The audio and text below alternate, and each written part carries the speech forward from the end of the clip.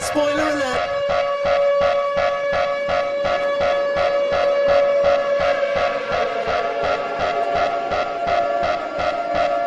All right, welcome to Spoiler Alert. I'm Ryan. And I'm Dustin. And Dustin has an announcement he'd like to share with you guys today. Yeah, so just a little announcement today, but I started my very first podcast, Sex Party with Dustin Ribka. It's a sex and relationship show. It's available February 16th everywhere podcasts are available, as well as YouTube. So you can watch it, you can listen to it, you can DM me and tell me your thoughts. That is super awesome. Sounds like a party I want to go to.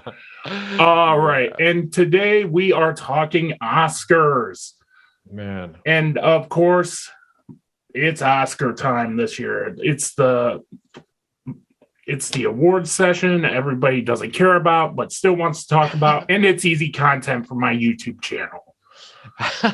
As long as we get to talk about who we think might host it, I think we'll be okay. Oh, yeah. I think they already picked the hosts. It's Tracy Ellis Ross and Leslie Jordan, which I think those are very good choices for hosts. Yeah, I mean, I don't think that it will bring in the kind of numbers that Zendaya and Tom Holland would have brought in from a demographic that they desperately want, but I think it'll do. Yeah. So anyway, let's start straight away with Best Picture. These are the Best Picture nominees: Belfast, Coda, Don't Look Up, Drive My Car, Dune, King Richard, Licorice Pizza, Nightmare Alley, The Power of the Dog, West Side Story. My will win is Drive My Car. My should win, and I'm probably going to get a lot of shit on Twitter for this, is Belfast. And my snub is The Last Duel. Yeah, The Last Duel. That thing just keeps getting snubs left and right. Yeah, that... we're going to talk more about The Last Duel later in regards to one nomination that got snubbed on. Yeah. But I think Drive My Car is going to be the surefire Best Picture winner, because out of this list, I wouldn't be upset if any of these lost, because they're all very solid movies. Right. Yeah. I haven't seen Drive My Car yet, in part because I live in Toledo, and if something like Drive My Car comes to Toledo, I only have like 3 days to see it. You have like 20 minutes. Exactly. I was surprised I got to see Parasite in 2019 theatrically, because that came and went like that. Yeah, I think, and to be honest, like, I haven't seen all of these, and I'm glad that we're being honest. I feel like, and I'll just touch on a few, but like Belfast, I feel like it has a marketing problem. Like it looks really serious, but people tell me that it's actually quite funny, or it's quite imaginative or whatever, but it looks very, very serious from the way that they're marketing it. Don't Look Up. I'm a huge, and the more films this guy makes, the bigger of a fan that I am. But Adam McKay, holy shit. Like, what a director to come in kind of out of left field. He came from the comedy stuff, and he's the Apatow era. Yep. Yeah, he's making all these these films that they're very accessible in terms of, you're watching a movie, you want to get the emotional core of it, but you don't want all the pretentious shit. Not saying that there's whatever, you can really plug into an Adam McKay film and just be really satisfied. Dune, I mean, what a fucking surprise that is. Yeah. I mean, I'm surprised, Yeah, I dug the hell out of Dune. I didn't put it on my favorite films list, but I still dug the hell out of it. But if we're talking technical levels, it's like in my top 3 on my favorite films of 2021. It's a great film. I can't say this enough, but go see it in IMAX. If you're not experiencing a re-release where you live, just wait and they'll do it, because I think they'll be re-releasing that in IMAX for the next 25 years. It's I not. wouldn't be surprised, especially with the Oscars. It's just not the same film if you don't see it in IMAX. I felt like I was on that planet when I went and saw it. The level of silence in that theater, like in between, the loud parts of the film, was just like haunting almost. Nightmare Alley was really good. I kind of figured that would be on there. Power of the Dog, I figured Power of the Dog is fine.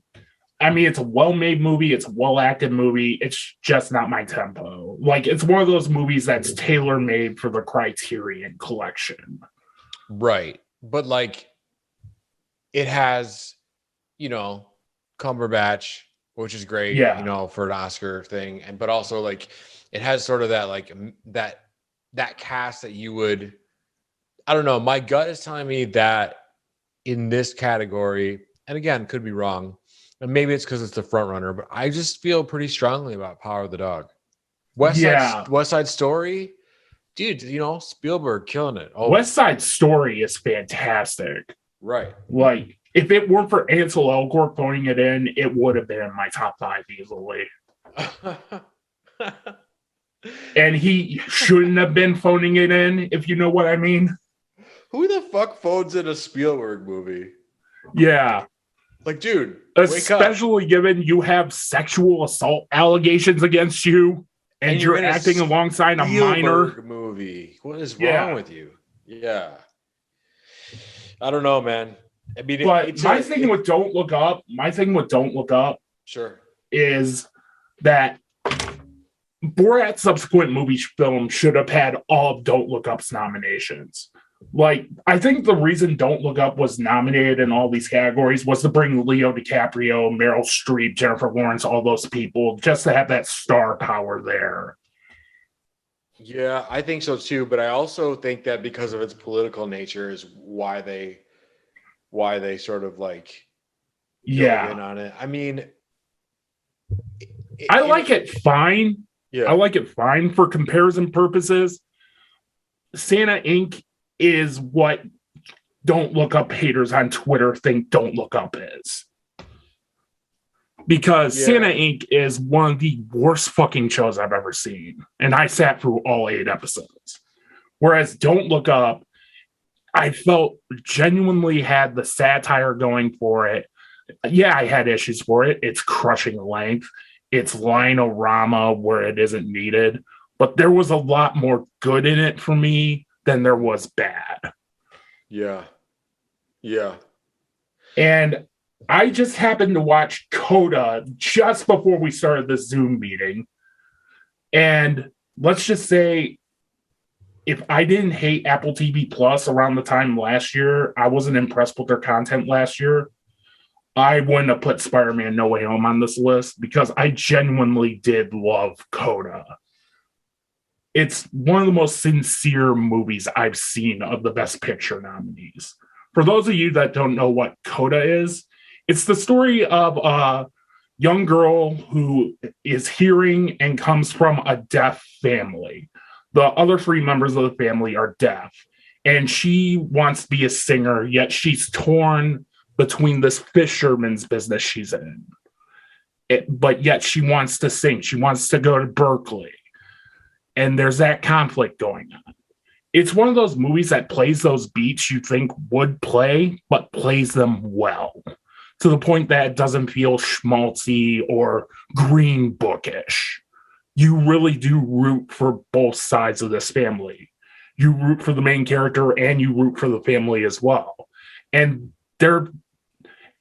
even though they're a deaf family, they're just like you and me. They fight, they're vulgar, they aren't afraid to throw a punch.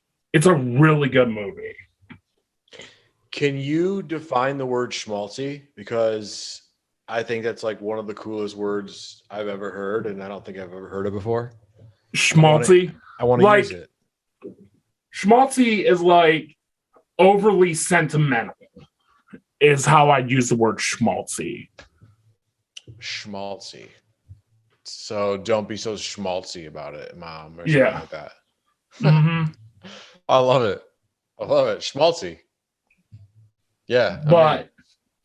But as for what was the other movie we talked? We touched on Belfast. I really love Belfast. I really love Belfast, but it does have, but it balances all those tones well. To the issues you brought up, it balances all those tones well. It starts off, they're just kicking back, watching movies, and then shit gets real. And then this is a Taika Waititi movie done right, basically. Because Taika Waititi to me doesn't know how to do tonal balance to me. Whereas Kenneth Branagh kind of does, which is kind of weird because Thor is kind of low tier on my MCU rankings, but it's the best one of the three. No. Thor Ragnarok's the best one of the three. Duh. I'm tired. So wait, so you, and this is all like Oscar canon right now, because we're talking about the directors that have been in the same franchise before. You think Ragnarok is by far the best Thor film? Yeah, it's the best one, but I feel it's okay. Like, it's visually stunning, but the execution isn't there. Yeah, that's a bold statement, my friend. Because I'm known for bold statements. Yes, you are, especially on Twitter. Make sure you go follow Ryan at New Rome's Media. Boom. Yeah, I think yeah. And wasn't Taika Waititi nominated for Jojo Rabbit like last year? He won for Jojo Rabbit, and that was actually really good. Yeah. But his films are like, Taika Waititi's films are more like, I'm having a migraine, but luckily there's a bowl of candy here. Right. You know what I mean? That's a good way to do it. So anyway, let's talk about my pick for snub, and we'll probably get to yours. Yeah. The Last Duel. Like, seriously, the fact that this got 0 fucking Oscar nominations pisses me off. And we're going to get to that around the Best Supporting Actor category. Right. Because I'm in a roasty mood when we get to the Best Supporting Actor category, because I was fully invested in all 3 of these stories.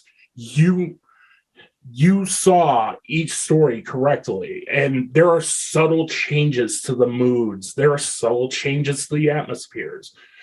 And it's on HBO Max right now. Please go watch this. I dug the hell out of The Last Duel.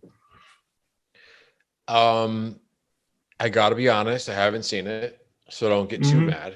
What? Don't get too upset that I haven't seen it yet. The Last Duel. But it's on my list. Like, we're talking like in the next 2-3 nights, I'll probably watch it. Yeah. Ben Affleck's like the blonde, like the bleach blonde hair, and like weird like facial hair freaks me out in that film. So I feel like they should probably, at least for makeup or something, like they couldn't find one nomination for The Last Duel. What the hell? I know. We're gonna get to that more later. And they were snubbed by or was it just the box office that was terrible and Ridley Scott was... The box office was terrible. Yeah. Which sucks too, because Disney didn't market anything well that didn't have a fucking cynical lightsaber scene in it with Ryan Reynolds. Of course. Like, when I saw that in Free Guy, I was visibly grinding my teeth. Because I'm bored with that movie, and then it was like, fuck you, Disney. All right. So what's your snub for the Best Picture? This is rough, man, because I feel like I didn't see a ton of films. The only films I saw in theaters this year was like the big tentpole stuff, right? And Scream, and all of those. I'm still like upset about years past. I feel like I don't really have a best picture snub because Right. they're really, I mean, it seems like they kind of got them all, Right. That's how I feel too. yeah, they really did. They kind of got them. If they would have just done like, oh, bonus last duel, then there you go, but I Yeah. haven't, I really want to start seeing more, and I hope that this happens, where they really kind of, there's other movies in theaters as well as the superhero stuff, because I feel like people should go for Batman, they should go for Spider-Man, they should go whatever. But Yeah. if they love film, bounce into a Last Duel or even like a small time horror movie or something. So yeah. that way those things do get nominated for something. Right. I mean, like, special effects, makeup, score, soundtrack, they're all different categories. So there's a lot of room there. And that's kind of what my joke was with Last Duel. Like they couldn't give, a nomination to the guy who designed Ben Affleck's wig. Like, come on, we just need right. to go, All right. Anyway, now that you said that, let's move on to Best Director. All right. So my Best Director nominee, the Best Director nominees are Paul Thomas Anderson, Licorice Pizza, Kenneth Branagh for Belfast, Jane Campion for Power of the Dog. I'm going to butcher this name. Ryusuke Hamaguchi, Drive My Car, and Steven Spielberg, West Side Story. My will and should win is going to be Jane Campion for Power of the Dog. And my snub is Denis Villeneuve for Dune. Wow. But even then, like you said about the Best Picture nominees, like any one of those could win. Any one of those could win. Like all the director nominees that could be nominated were nominated. It was a tight race. Yeah.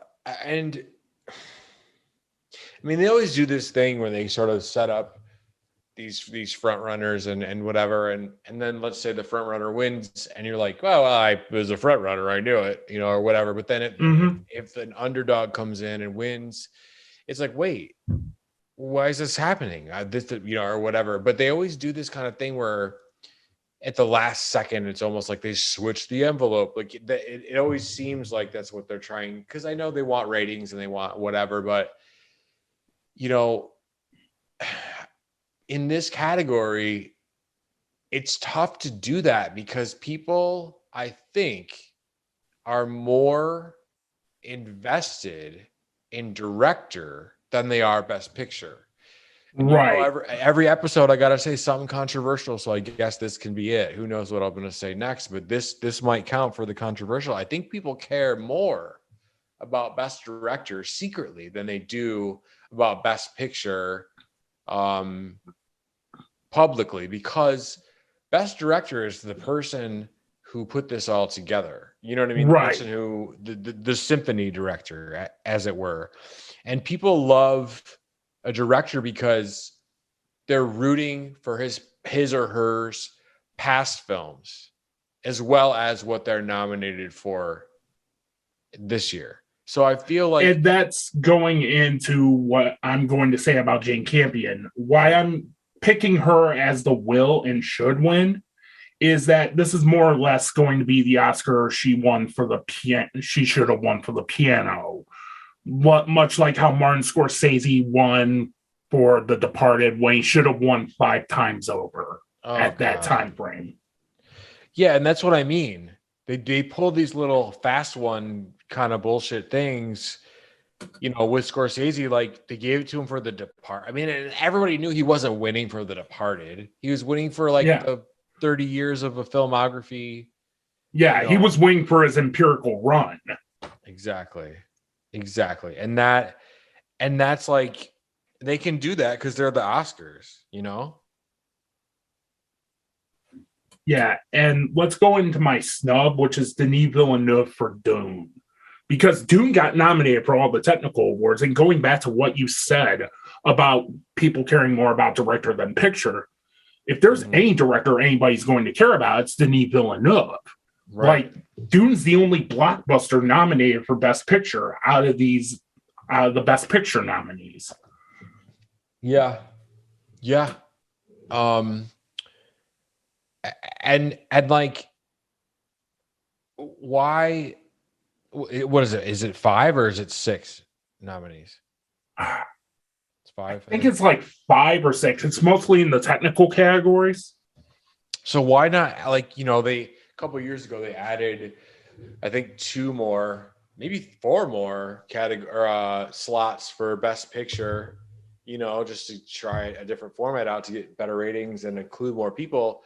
Why not do the same for director? What are you guys doing? Right. Right. There's no women in there. There's no black people in there. It's like a bunch of old white dudes. And listen, I like these old white dudes. I think they're great. Yeah. But it's like there's other films out there like Dune, of course. Like, you nominate it for Best Picture. How are you not going to nominate it? They always fuck with Tarantino that way too. Yeah.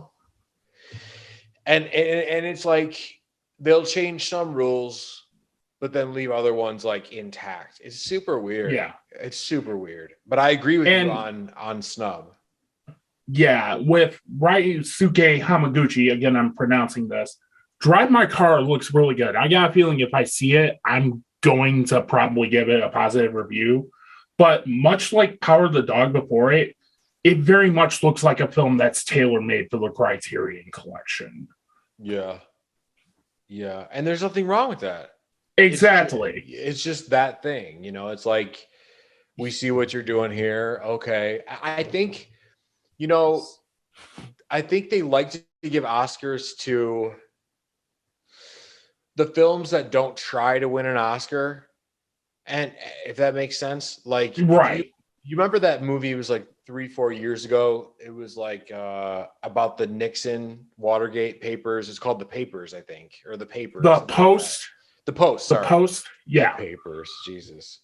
Like fucking Rolling Papers or something. No, the close enough. Yeah. And it had forgettable. Right. But it had everybody, right? It had like everything you would need if you were looking at an Oscar winner, a sweeper, something that would sweep, man. It had Tom Hanks. It had Meryl Streep. It was about Nixon. It was all these things. It was relevant to the times in that time frame. Yeah. It even had like a little like just for like cheeky like indie credit. It even had like a small little part from Bob Odenkirk. You know what I mean? Like, right. We're so cool. We even included Bob Odenkirk, but they just like dogged it, right? Because it seemed like that film was designed to win Oscars, right? It was just, that's the way they wrote it. That's the way they shot it. That's the actors. They got all these things. So my point is, I feel like there's these films that sort of come through and sweep like that because they don't try. I've said, and I'm sure we're going to get into this with this Best Actor, but I feel like everyone's like, I can't believe Will Smith hasn't been nominated. Will Smith hasn't won. It's like, Will Smith's going to win when he does some indie film and he wins supporting, because like when people don't try, and this is like the same, like with life sometimes, when you don't try, it seems like you get everything you want. And I feel like with Power of the Dog, it has Cumberbatch for sure, right? It's a Western, it's Criterion, like you said, but it also has like someone we kind of forgot about, it has Kristen Dunst in it. It has just Jesse Plimkins. It has like these sort of like not quite or and then you have Jane Campion's first film in 13 years. You're factoring that in too. Exactly. So it's like a nice, she's balanced thing. Mm-hmm. And I feel like that has a huge chance because of those reasons. What was it? Judy with Renee Zellweger. Yeah. Like, amazing movie, incredible performance. It won like 2 or 3, man. It crushed in the Oscars, and she got up there like, y'all forgot about me. Like, I work my ass off and y'all aren't giving me jobs and shit. Like, she basically said everything but like, told you. Go fuck yourself. Exactly. Yeah. And that's what I mean is it won because it wasn't, it was messy. It was a great story with someone who was considered a quote unquote has been or a comeback actor or whatever. And those are the ones that we love to see. And so with some of these films, it's like you really can't be sure what's going to do what. And that's why I have such a gut feeling with Power of the Dog. Yeah, that's why I'm going Will should win with Power of the Dog. Like, Licorice Pizza, for me, is the textbook definition of overrated. And this was a film that was practically packaged for me. When I saw the trailer for this, I'm going to see this opening day. Yes, this is my kind of movie. And I go to see it. About it. Go ahead. What drew you to it? Was it the actors? Was it the music? Was it the cinematography? Everything in that trailer, the actors, the music, cinematography. I like the idea that Paul Thomas Anderson went with somewhat rookies for their lead characters, like Bradley Cooper as John Peters, which if you've watched An Evening with Kevin Smith as many times as I have, you know all about John Peters. Right. And that era kind of interested me, like the early 70s. And when I went to go watch it, I walked out of that theater feeling hollow. Yeah, it's a well-made movie, but it's poorly paced. It's Paul Thomas Anderson throwing a bunch of shit at the wall, seeing what would stick. And then that just kind of ends in an anticlimax. Yeah. Because after the John Peters shit, the movie goes completely downhill for me. Yeah, I mean, it looked fun and sort of nostalgia driven, and it was very like the cinematography is really cool. And oh, there's Bradley Cooper, and oh, there's the girl from Haim, and I mean, the lead dude I didn't really understand. Like, he doesn't seem like a lead actor. It's sort of weird, like whatever. But like people, when I saw the trailer, when they played the trailer, you know, in front of Shang-Chi or whatever film I was seeing, people were like, oh, I could hear people like, oh, we got to see that, like elbowing their buddy or whatever. And I'm like, I don't understand this. Yeah. So I never really understood. That's why I asked what drew you to it. Cause it's like this sleeper thing, but not really. It's kind of designed for Oscar season. Sort of, but not really, but maybe. And then everyone was excited about it. And then here it is in all of these different categories. And then there's Belfast, which we've already touched on. It's a very well-made movie, but the thing about it is it looks completely digital. Like, if you're going to shoot a movie like this, shoot this on film. Because as a photographer, I can tell you what black and white digital looks like. And I could tell that was black and white digital. Right. Yeah. I mean, you know, and it's just interesting to hear from you because you have such a filmmaker's mind, but you also have like the eyes of a film critic. So that's why I was very interested to see, because you've got this duality to you and your personality and your intellect, where it's like you have the eyes of a critic, but the heart and the soul and the mind of a filmmaker. And it's like, I wonder what he saw. Was it the eyes that got him or the mind that got him? Yeah. So that's why and in a lot of your reviews, and also too, I mean, let's just quickly plug this. Your year-end YouTube video, like your list that you created was fucking bonkers, dude. Like, I'm not blowing smoke because we're sitting here on a show together or whatever. I'm gonna be honest with you. I watched that thing twice. It was very well done. Yeah. Like the shit that you had to say, and I won't spoil it here, but your choice for number one, fucking smoke, dude. That was fucking awesome. Yeah. Well, done. My choice for number one was like, I could go with number two, but I went with number one more because the 5 movies I thought were going to be number one kind of kind of fell short. Licorice Pizza was one of those. Yeah. Yeah, and I just think that you do this film channel, and it's nice to hear what you think as a critic because it's very thoughtful and it's thought out. A lot of people just shoot from the hip and then take it back or tweet something stupid. And now I see you doing battle constantly with fucking trolls, whether it's like, the DC guys or the Marvel trolls or just like film trolls. And I say right? this as someone who hardcore loves Zack Snyder. I'm tired of the Bloods and Crips mentality of the DC fandom. I'm excited for Rebel Moon. I want to see where Rebel Moon goes. I want to see Zack Snyder do a Star Wars movie. That sounds cool to me. Yeah, for sure. And you're thoughtful in the way you do your criticism. You're thoughtful in the way that you critique things or whatever. But you also have like I said, like you have like the heart, the mind, the soul of like a filmmaker. So like you bring that to things as well, and it's very cool to see that because a lot of people don't, man. They say critics are sometimes are failed artists, and it's like you don't have that curse. A lot of these people out here have that curse. So like you having a discussion about the Oscars like we are now, it's like really killer to hear your thoughts on things. And it was really killer to hear and really refreshing to hear like what you thought about 2021 in that list. So if you're listening to this or watching this on YouTube, like go hit Ryan's 2021 year end best of video because it's fucking worth it. I put it on, I was like, I'll just watch a little bit, then I'll watch a little bit. I watched the whole thing twice. Yeah, and I was going to do a 20-year obligation, but it turned out to be a really good year because, like I said, most of the films that came out that year were supposed to come out in 2020.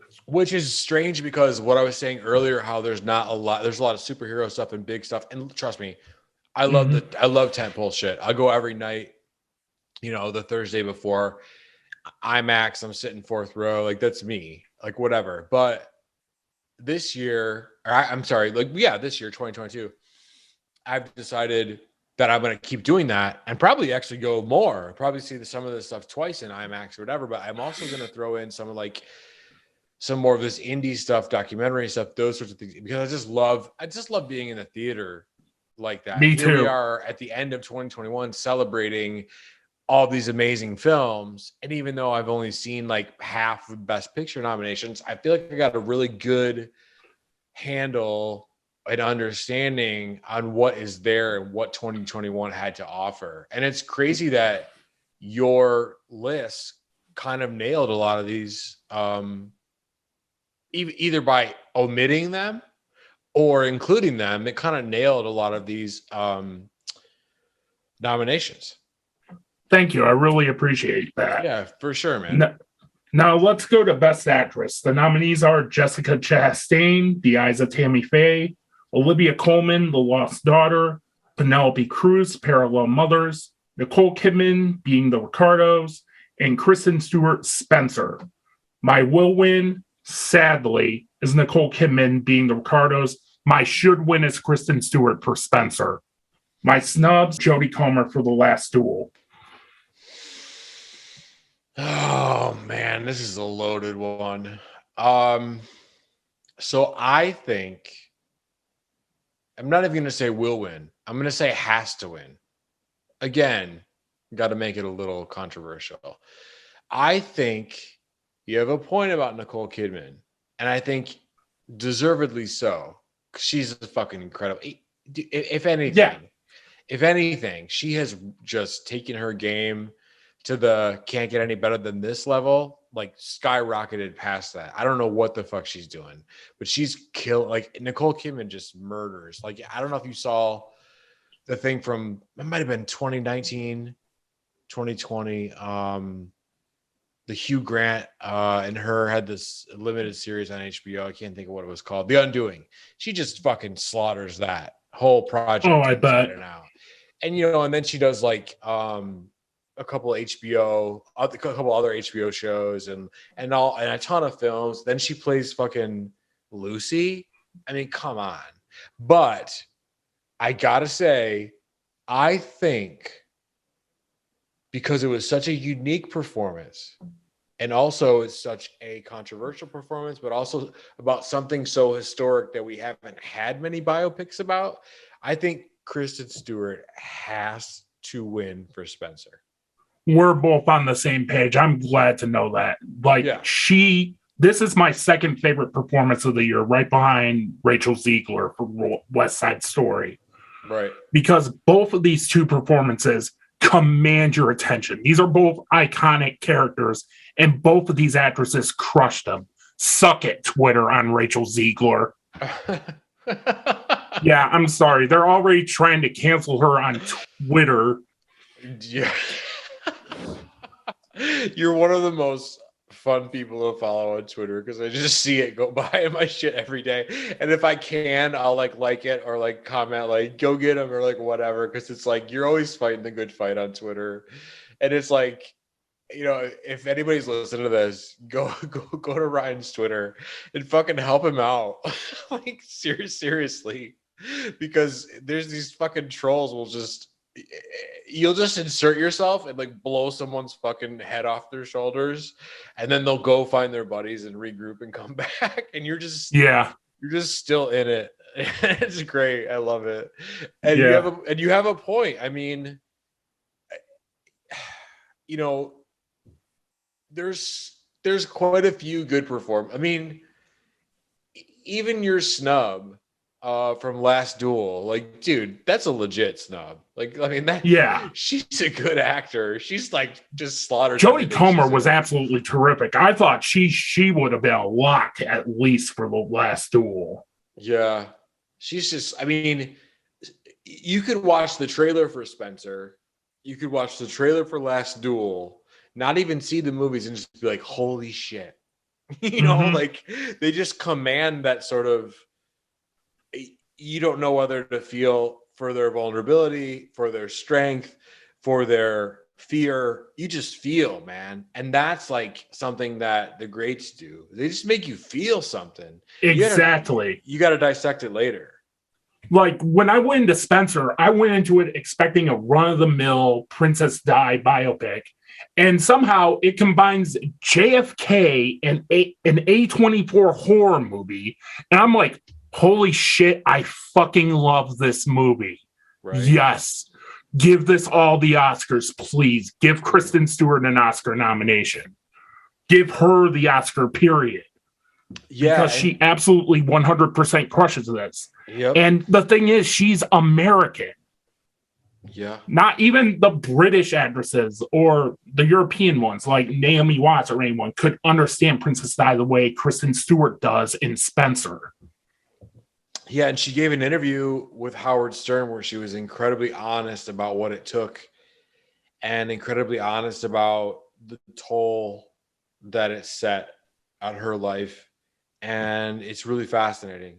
And you can just, Kristen Stewart does this thing where she does it with her eyes, where you can just see the pain and the wonder and the madness in the eyes, but like to really take what she does and then apply it to Princess Diana in a story that all of us think we know, but we have no fucking clue.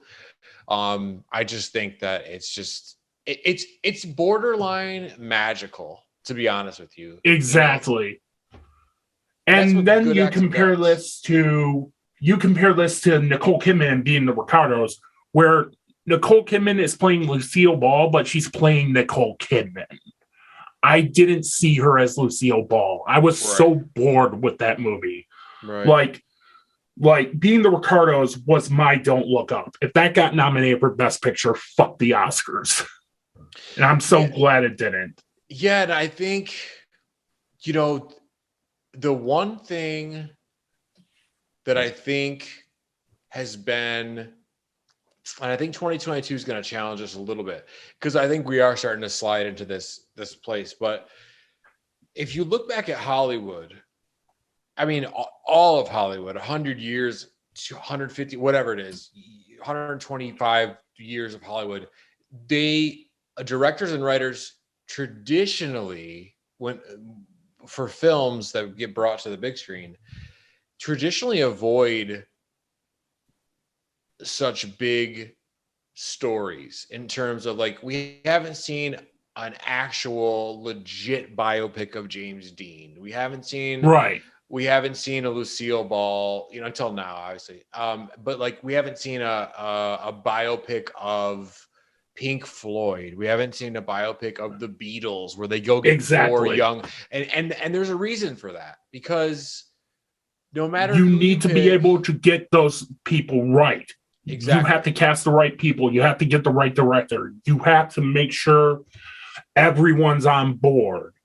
Or Yeah. else you'll get a Pam and Tommy situation where Pamela Anderson didn't clear anything. And I've been watching the first 4 episodes of Pam and Tommy. It's good, but it's clear the show wants to take place in 1999 when it's set in 1995. Like they'll use like songs from 1999 when the show takes place in 1995, or Tommy Lee is watching Behind the Music and it's 1995. Yeah, I mean, that's what I mean. And so, now we have these stories that as a culture, I mean, you know, I know they're coming. A couple years ago, they did the fucking the Queen biopic or whatever, and obviously, Yeah, all these things, and people are divided on how they feel about that. right. I see both sides. Whatever. I thought it was enjoyable, but I don't think it's a true biopic. I thought Rami Right. Malek was amazing, great, but I don't But want to see them do that to Pink Floyd. exactly. And going back to Bohemian Rhapsody, I felt as if I was watching Queen. Yeah, I had issues with timelines and everything Sure. with Bohemian Rhapsody, but I felt as if I was watching Queen, not just with Ramick, but the other three members they cast. Whereas with Nicole Kidman, I didn't feel like I was watching Lucille Ball. I felt like I was watching a performance. Yeah. And that's the problem, right? Is like we have these stories as a culture, that we really want to see. We want to see, why did that happen to James Dean and what made it so crazy? Mm-hmm. Why did people not believe people not believe that he was dead for so long? Like whatever. What was that? And then that's a really hard story to tell. And then it's like, what was, Princess Diana? Well, sometimes you get it right with Spencer, with Kristen Stewart, right? They nail it. And sometimes you get it not so right with Nicole Kidman, right? And it's like, they're both good, but one kind of works more than the other. And whatever that secret sauce is, whatever that magic is, I mean, these stories are they're bigger than us. And so it's one of these things where the slightest thing will just derail the whole. What I do think though, and this is a bit off topic, but I have to say it, is I think there's something there with limited series, kind of like Pam and Tommy, but imagine Pam and Tommy with like $100 million and also on Netflix. Exactly. And with A-listers. Like tell the Pink Floyd story, but tell it in 8 parts. You know what I mean? Like exactly. Boom. That's where I think probably we're gonna have to tell those stories. Although there is an Elvis biopic apparently coming out this year, so we'll see how that works. Yeah, and even then, like I watched Respect, and Jennifer Hudson here is giving an A+ performance to what is essentially Walk Hard Played Straight. Like she even deadass says, "You just follow me." I'm not joking. Yeah. Yeah, I mean, and then as for the Jessica Chastain, let's go into that. Yeah, like she too is giving an A+ performance in that movie, but that too is a Walk Hard biopic. Right. It starts at 1994. She's contemplating her life, and then her big comeback gig happens at the end. Yeah, I mean, I also think like people like The Eyes of Tammy Faye, like that should win everything in terms of biopic, right? If there was a category like biopic, it would be that and Spencer. And Spencer would win. But if Spencer wasn't involved, The Eyes of Tammy Faye, like I mean, that shit's sweet, kind of, Yeah. because she did such a transformation, but like Yeah. you can't even recognize her, man. And not Like, just with that, but with Andrew Garfield and Vincent D'Onofrio too. exactly. And you know, they just there's all this attention on director, like we talked about, and on best picture or whatever. The real interesting stuff is happening in this category. This is the category where the real, I think, because I mean, Jessica Chastain as Tammy Faye. I mean, dude, what the fuck? I mean, Kristen Stewart as Princess Di, and then Nicole Kidman, who did a moderately great, convincing, awesome role. It's like Nicole Kidman playing Lucy. Like, get the fuck out of here. Those are three biopics of three real people that are three interesting pieces of art in the same category. That's bonkers. And then you have Olivia Colman and Penelope Cruz, which I admittedly haven't seen either of those. No. I haven't really heard of Parallel Mothers, so I really couldn't give my honest thoughts on that. Right. But The Lost Daughter is one of those movies I keep seeing on Netflix, and that to me looked fine. That looked like a time commitment movie, and I really don't have much time. Right. I mean, Olivia Colman could read her to-do list to me, and I'd give her an Oscar. Exactly. All right, so let's seg to Best Actor. All right, we have Javier Bardem, Benedict Cumberbatch, Andrew Garfield, Will Smith, and Denzel Washington. And my snub is Nicolas Cage for Pig. Nice. And this is one of those categories. My will win is sadly, Javier Bardem being the Ricardos. My should win is Andrew Garfield for Tick, Tick, Boom. Man, this is rough. This is really rough. I think, to me,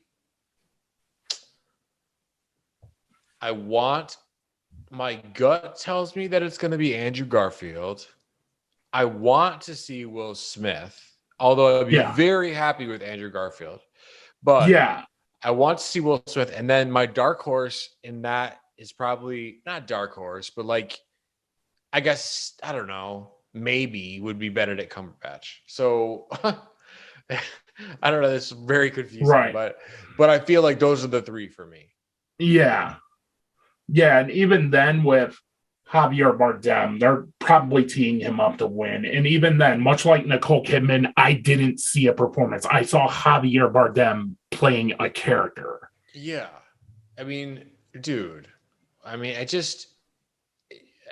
mean, nothing against him. He's fucking great. Yeah. But I love Javier Bardem. Yeah, he's amazing. But it's like,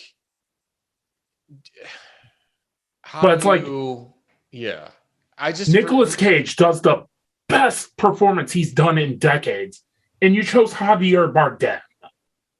Yeah, well, they don't want to be, too edgy and too cool. Yeah, which is really stupid because they wonder why they miss out on a lot of these opportunities to brand and get better. They have like Glenn Close like doing debut or whatever on the show last year or whatever, but they won't nominate Nicolas Cage. What the fuck? Exactly. It's super weird. I mean, Will Smith deserves it. I don't think that's why he's my second pick. I think people would fucking celebrate and pop bottles and shit if fucking Andrew Garfield won because he's just so good. And he's Spider-Man has allowed us to celebrate him as an actor now. I think it's very telling and strange that he's nominated for Tick, Tick, Boom, but not for Eyes of Tammy Faye. Actually, I think Tick, Tick, Boom is his best performance of the three of 2021 in a year of great performances. Yeah, I do too. I'm just saying it sort of tells me that they're going to give it to him because they want that to be the thing that he wins for. And you can't I guess he could get best supporting, right? For I don't think it's ever happened though. Like someone's nominated for best actor and best supporting. I don't know. Mhm. We'll have to throw to our interns that we don't have to fucking look that up. Right. But I just think that if Jessica Chastain was nominated for that film and he wasn't, but he was nominated for Tick Tick Boom, and everyone talks about how great Tick Tick Boom is, and it kind of got like, swept under the rug. He's in Spider-Man. Have you seen Spider-Man? Oh, he's so good at Yeah. Tick Tick Boom though. Like whatever. Like I feel like I feel like he's gonna win. And That would be a nice news story. yeah, I'd love to see the win. Like, I am Team Andrew Garfield, but they're gonna probably shit the bed on that category. I hope not. I really hope so either. Because Andrew Garfield, like, busted ass. He didn't really know how to sing. He had to learn how to play piano. And when you watch the old videos of Jonathan Larson, he absolutely 100% crushes it. Yeah, totally. I for fun will watch the compare and contrast videos where they'll have the videos side by side of Garfield and Larson, and they're nearly identical. I mean, he's just a good actor. He's so good. And like, yeah, you're right. Like he learned to play piano in like a fucking afternoon or something. You know what I mean? Some legendary story. Yeah. And he just kills it. And I just think it's just his year, I think, in a way. It's Tom Holland's year, right? But it's also Andrew Garfield's year. It's also, potentially whomever's. But I think Andrew Garfield will win in this category. And I'm really very happy with that or whatever. As long as it's not Javier Bardem, I'm happy with any of the nominees. But my thing with Benedict Cumberbatch when he does an accent is he sounds like an uptight New York liberal at Applebee's. Yeah, I want the Bourbon Street steak, medium rare. This is rare. Wow. Yeah. The kind of liberal that unironically likes Hillary Clinton. That kind of liberal. Yeah, I mean, he's got a very funky accent anyway, in terms of like when sometimes when he's playing like Doctor Strange and shit. It won't be a full slip, but it'll be like a slip in there where he sounds like, wait a minute, what were you saying? Exactly. Very weird. And that's why I say, like, if he just went with his natural accent for Doctor Strange, I probably would have gave that film a 4 out of 5 when I reviewed it. Why does it have to be American? Exactly. Split the half the movie in Comertage. What the fuck? Exactly. But in Power of the Dog, it's slightly better and it's a more interesting character. So I wouldn't be upset if he won it. But Javier Bardem, just playing Javier Bardem, but Ricky Ricardo, I would be upset if he took it. I mean, what makes you think they're setting him up for a win? There's a lot of talk going on right now. Like, he's looking to be the front. It's between him and Will Smith, really. Yeah. If we're going by the press. If we're going by Twitter, it's Andrew Garfield. Yeah. But like I said, this is anyone's game. And I'm probably going to watch Tragedy of Macbeth after I log off. Yeah. But from what I've seen with the Tragedy of Macbeth trailer, I think Denzel's going to crush it. There's no real need to deep dive Denzel Washington. No, you see Denzel Washington as Macbeth, it's going to be an A+ performance.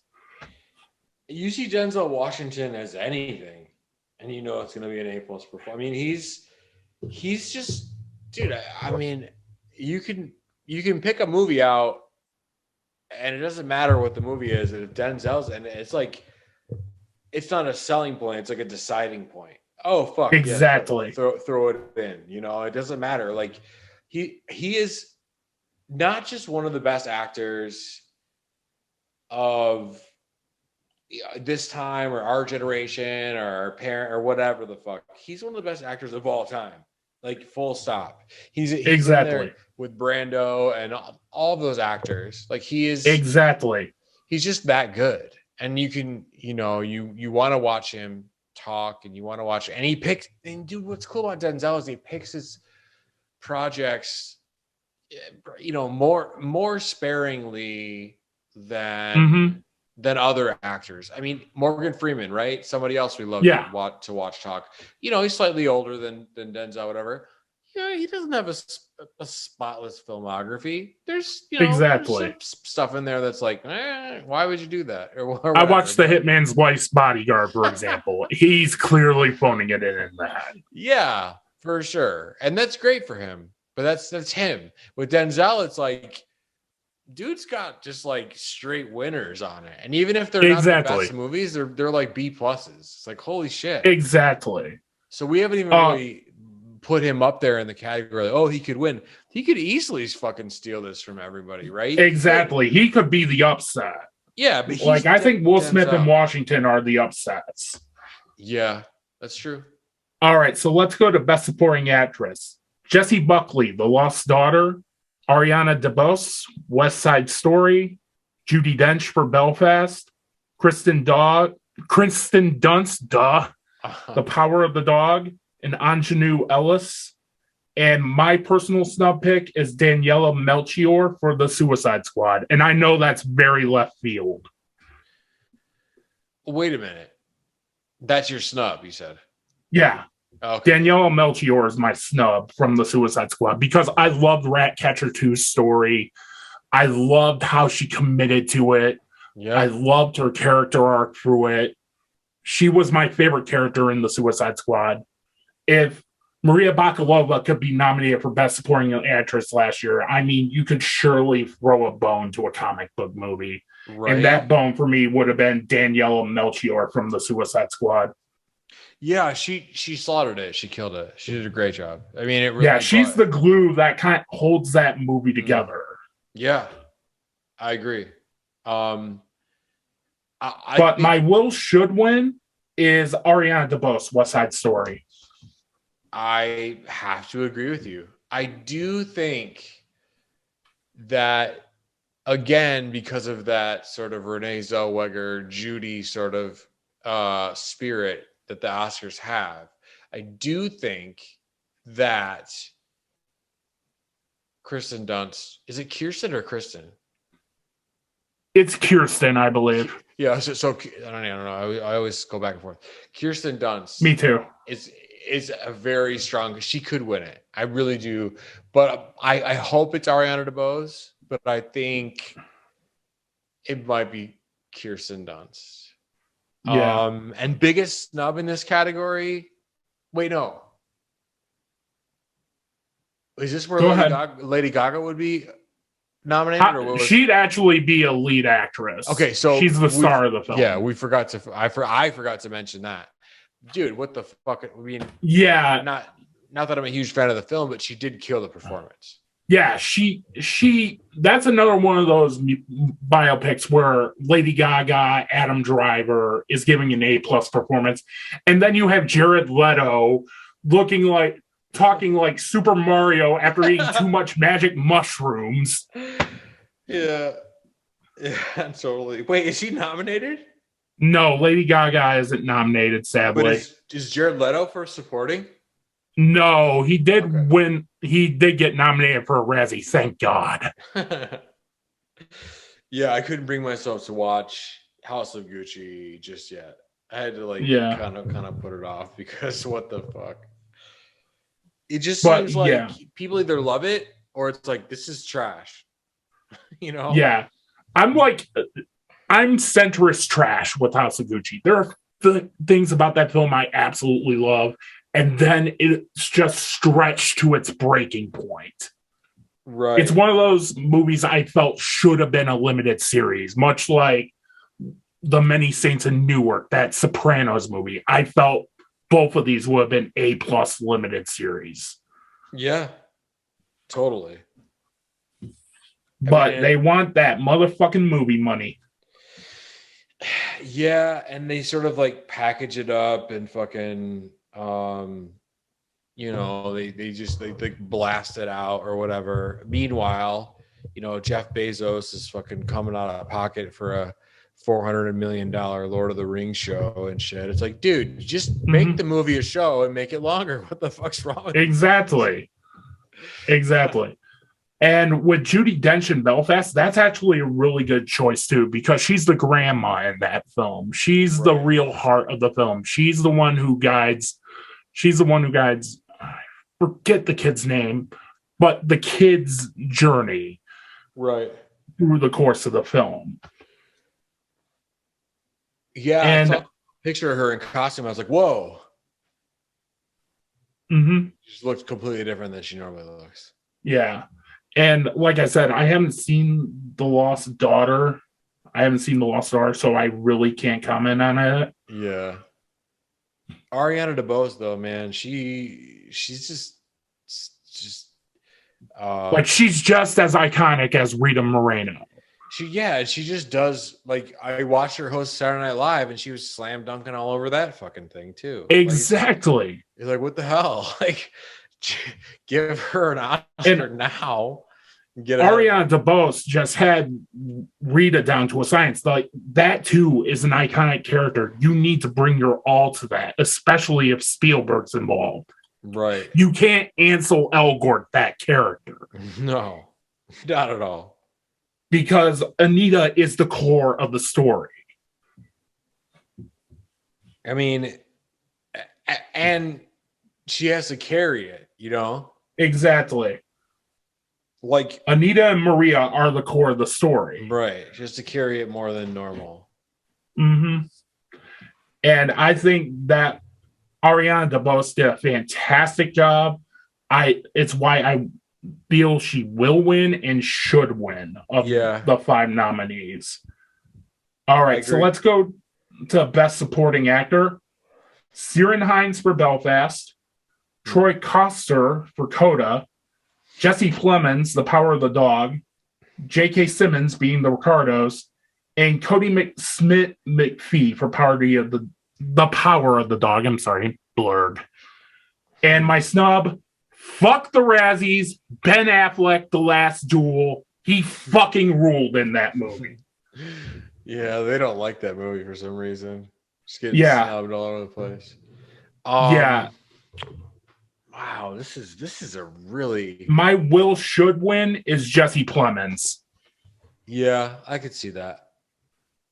Because Jesse Plemons is one of those actors, one of those insanely awesome character actors that in anything he does, he always gives it 100%. Yeah, and like, don't you see, now that we've gone through these categories like one by one like this, don't you see like how Power of the Dog is just set up for a fucking Titanic style sweep? Yeah. Dude, I think if we're watching and early on in the evening, they win whatever they put up first, I think that's going to be an indication going forward of what's going to happen the rest of the night. I think that they're going to fucking sweep. If they win one, it's over with, I think. I think they're going to fucking sweep it out because Kirsten Dunst, right? Like, maybe they sacrifice Best Actor and, Andrew Garfield or Will Smith gets it. Everyone's like, oh, that's awesome, you know?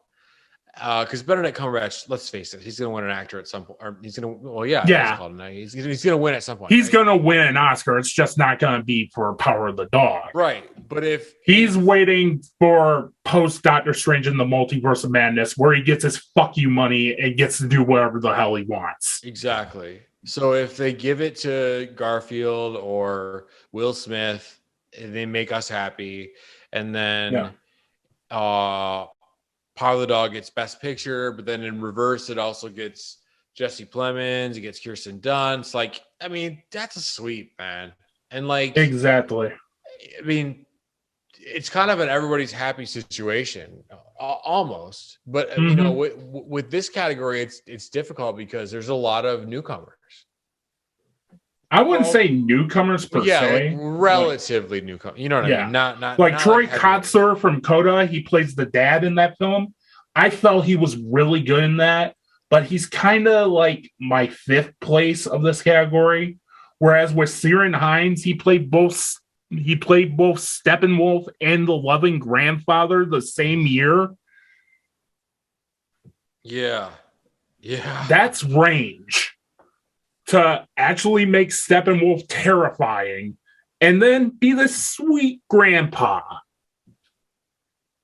Yeah, I mean, come on, right? That is fucking range. Big time range. Mm-hmm. And then you have J.K. Simmons, who's the only person in that film giving a performance aside from Ethel. There's another snub right there. I forget the actress's name, but she was also a snub. Yeah, and there's so much work out there that you can pull people from. I mean, I just feel like in this category, it has to be Jesse.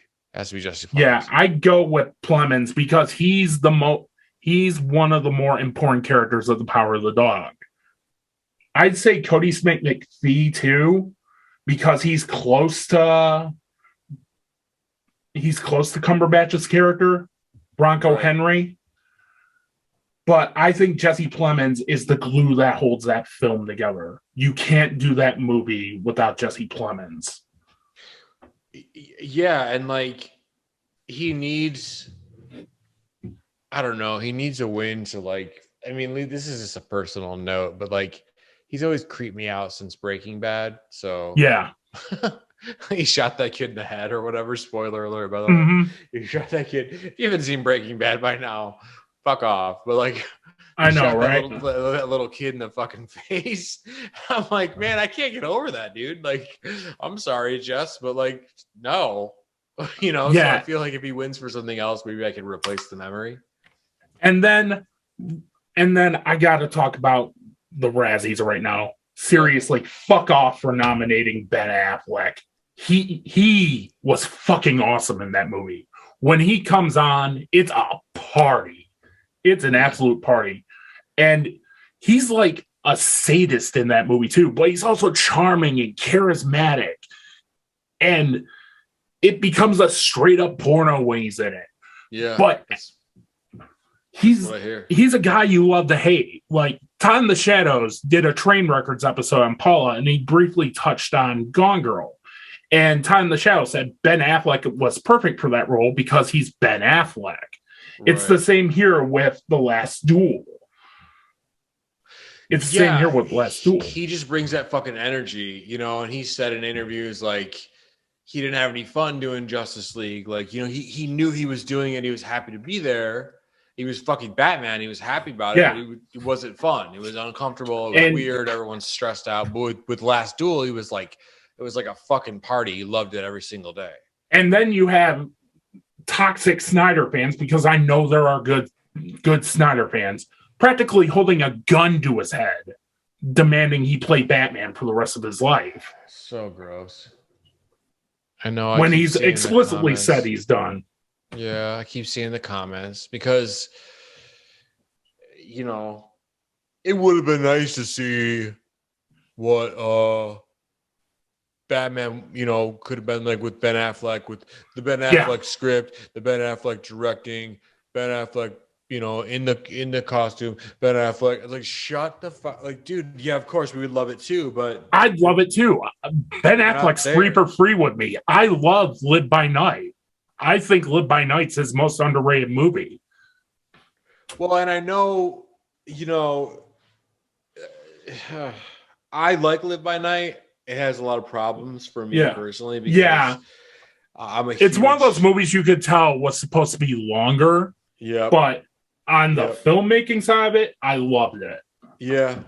Yeah, I'm a huge Prohibition nut. Like, I'm a huge like gangster dude. Mm-hmm. And I just was so excited about that film because that was a real guy. You know, it was a real story and whatever. And like the studio rushed him or something or whatever. But I mean, dude, like you can't fucking Ben Affleck already won an Oscar for like writing. Like he's fucking gangster. He's also won another Oscar for directing. Like they're just, I mean, like anybody who's gonna hate on Ben Affleck is an idiot. Really? Yeah.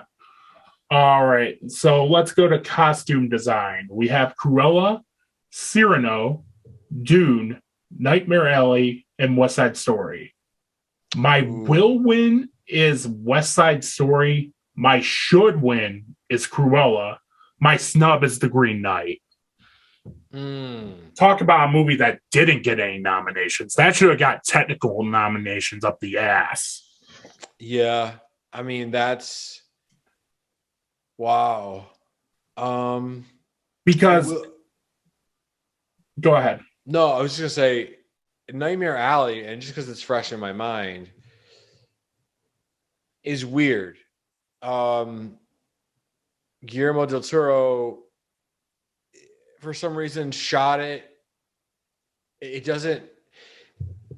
The actual. It looks like they shot it almost on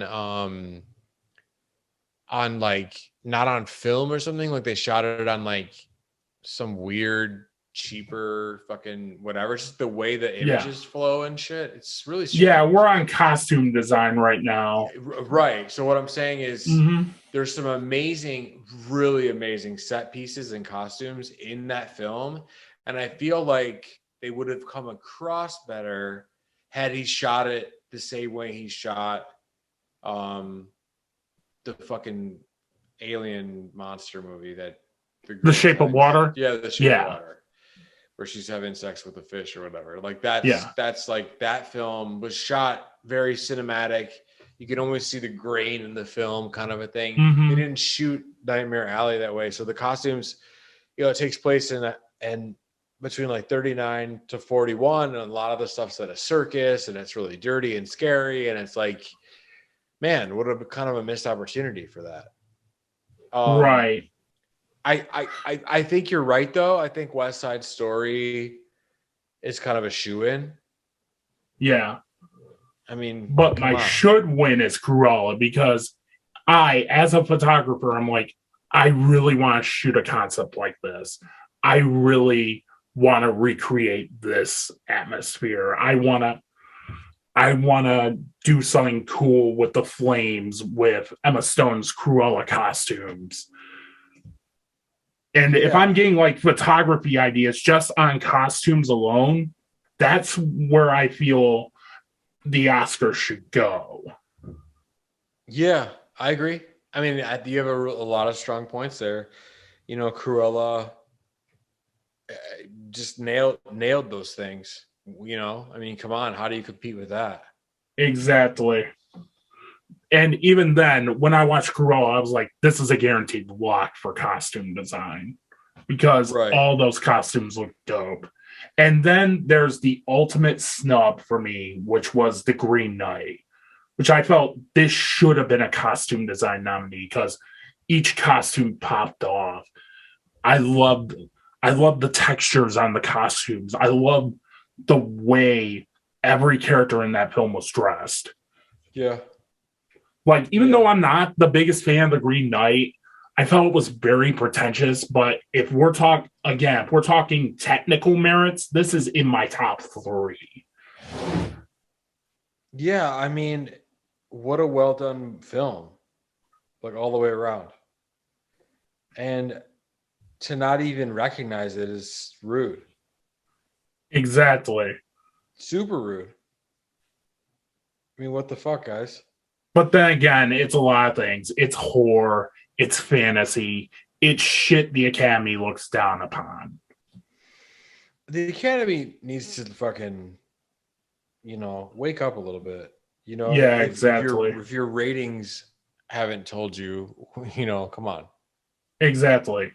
Include more people, include more stuff. You're celebrating film. In the long run, yeah, you're giving some awards out. There's some people who haven't won that deserve to. There's some people who won that don't deserve to. It doesn't matter. Give them the awards, make them feel good, but like make us film fans like tune in with, all of our friends at our house having parties, like put the excitement back in it. Celebrate film, Like actually take some chances, because Dune, I feel, was a very safe choice. Cyrano, I feel, is a very safe choice.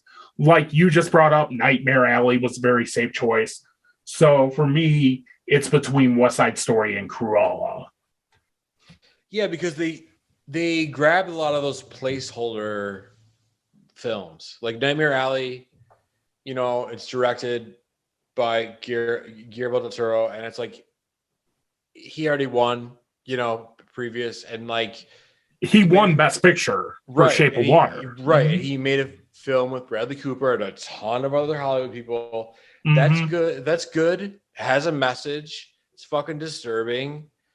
It's a period piece. So, hey, great placeholder. So, like, they have these built-in placeholders, and they don't really court them. There's not a lot of talk about Nightmare Alley. I know they threw it up on HBO Max like a week ago, probably to get more attention for Oscar.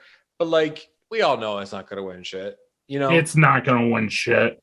No, but then they take these other films. And they don't include like you said. Like, come on, really? Like, to include Green Knight in anything, even a Best Picture nomination, like it wouldn't be like outside the realm of possibility. Like, come on, man. Right. And now let's go to Best Sound. And this is how I define Best Sound. Like, if I'm watching this at home, how awesome would it sound? And the nominees are Belfast, Dune, No Time to Die, The Power of the Dog, and West Side Story. My will and should win is Dune. And my snub is The Suicide Squad. Yeah, okay. So I'm going to agree with you on Dune. It was the first thing when you brought this category up in my head. I said, oh, it's Dune. Because I remember thinking in my head, again, that movie uses silence as much as it uses its sound. And you really, truly feel like you're in some weirdo desert. Yeah, you feel like you're on Arrakis watching that movie. Yeah. And like, it's crazy. And going on my top 10 favorite films on a technical level, Dune is my number one with a bullet. Yeah, and it just, the way that it sounds when you meet the different aspects of that character, of the characters of the planet, right? Like the people who inhabit that world. There's different sounds that correspond, and that movie just feels different because it looks different and it sounds different. And so when you're in an IMAX theater where the sound is absolutely top notch and the picture is absolutely top notch, you feel like you're in somewhere, you're on a planet you're not supposed to be on, and you're an observer. And so the sound plays a lot. So I would agree with you on Dune for sure. I think West Side Story might put up a fight during this category. Yeah, I think West Side Story would too. For me, it's between Dune and West Side Story because Belfast, No Time to Die, and Power of the Dog. Like, No Time to Die would be my third place, but Belfast and The Power of the Dog are like, yeah, they're fine, but I want to like crank my sound up. I want to crank my sound up and be fully immersed in it. And Belfast and Power of the Dog aren't exactly crank your sound system up and be fully immersed in it. Right. Yeah, no, not at all. Not at all. Because there's just like a lot of storytelling and not so much music or sound effects or whatever. And yeah, no, you're right. And so yeah, I think Dune or West Side Story, because of the role that sound plays in those films, is where we're going to have a battle. Exactly. And as for the Suicide Squad, going back to what I said, which I want to crank it up and have a good time. The Suicide Squad was super awesome when I saw it theatrically. Like, you felt every punch, you felt every impact watching that film. Yeah, you really did. Almost, when the polka dot man's like taking out his mother and shit in the end, you felt the sound emotionally almost. It was like hard hitting, literally. It was like hard hitting emotional stuff, and the way that there was those tiny little intricate sounds when Bloodsport was fucking putting together his little gadgets and shit like that. It was just crazy. It was like the sounds of that, like the powering up as well as connecting and spinning. There's a lot of intricate sound in there. Exactly. Really strong point with that. All right, so let's go to score. We have Don't Look Up, Dune, Encanto, Parallel Mothers, and Power of the Dog. My will and should win here is Power of the Dog. I think Johnny Greenwood had two really good scores with this, which leads to my snub for Spencer. Yeah. Because as much as I like Power of the Dog's score, I felt Spencer should have been nominated in its place. But the Power of the Dog is like the big front runner. It's going to be practically nominated for every category, like you brought up. Right. And with Dune, it's just Hans Zimmer. You're just getting bombs and Indian voices. And I was kind of disappointed in that score. I wish I loved that score more. Right. Because Hans Zimmer can drop some bangers when he wants to. Oh, yeah. And with Hans Zimmer hyping this up, like he turned down Tenet to do this, which is kind of a good thing because Ludwig Göransson killed it on the Tenet score. Oh, man. Yeah. That's so good. And then you have Encanto, which I just watched a week and a half ago because I was so busy that I couldn't watch it in January. I had a lot going on in January that I couldn't really sit down and really enjoy it. That's a great score. But honestly, I haven't heard Parallel Mothers score yet. But Don't Look Up, if I can comment on one thing, and I'll probably touch on this when we get to it. Ariana Grande's song is fucking awesome in that movie. It's the best part of the movie where Ariana Grande is just like towards the end of the song, like, oh, for fuck's sake, do something. Just look up already. Yeah. It's pretty amazing. I don't know if that's part of the score or not, but I kind of like that whole Armageddon style score to go with Don't Look Up. Yeah. Yeah. Don't Look Up. Nailed it. Encanto. Me personally, like I don't have kids, I don't whatever, and a lot of this is annoying. I kind of have to watch those movies because I have nephews. So yeah, no, I mean, even if you didn't have kids, I think it's or nephews or whatever. Like I think it's still valid. I'm just not. I've never been a huge fan of like. Honestly, if I probably sat down and watched it, like this is really cool. But like every time I hear that song comes on like a playlist or something, like on Apple Music or whatever, I'm like, get out of here! Like, don't talk about Bruno. Yeah, like get out, like whatever. But I think this one,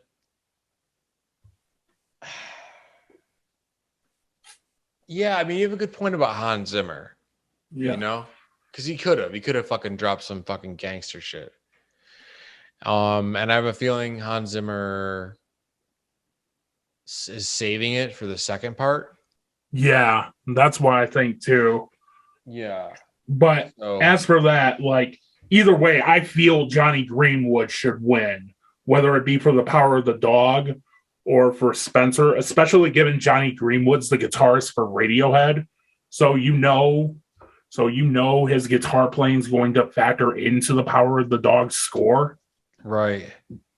Yeah, no, absolutely. I mean, and what twisted weird way that does too. It's like it's like when you watch The Social Network and you realize that Trent Reznor and Atticus Ross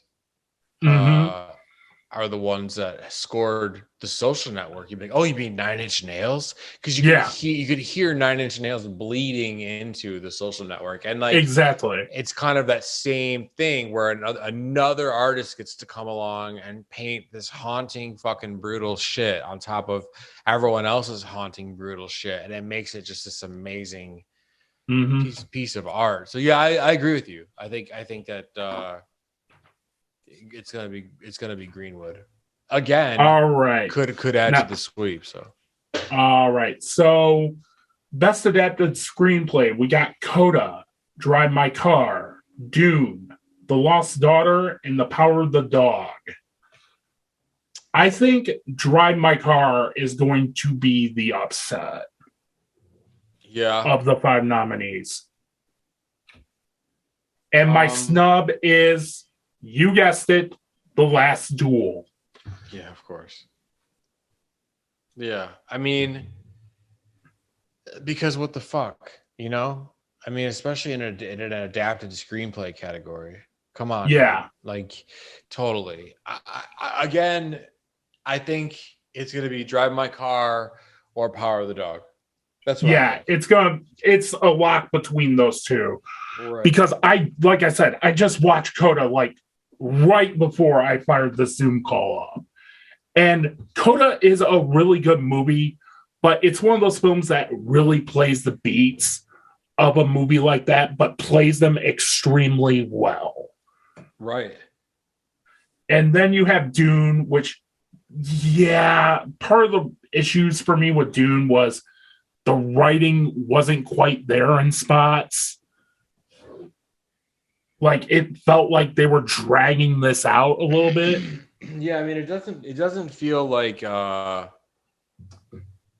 again, not just with Zimmer, but I just had a conversation with someone earlier this week, and they just felt like, I watched the marketing for Dune. I was excited. I went to Dune, and it was just billed as Dune. But when I got to the theater and I sat down in IMAX and I, had my soda and my popcorn, and the title card came on, it said Dune, and then out of nowhere it said Part 1. And I immediately got worried. And I'm like, why'd you get worried? And they're like, because I felt as though now they had an excuse, because they didn't quote unquote know they were going to be making a part 2, but they had an excuse to hold back a lot of things because it was only part 1, and they told you. And even then, it was always billed as 2 parts. Exactly. And so for people going in, I just feel like a lot of that empty space or that holding back could have been dealt with better had we known from the marketing onset that there was going to be 2 parts. Yeah. I know they wanted to, but there was never a guarantee. Exactly.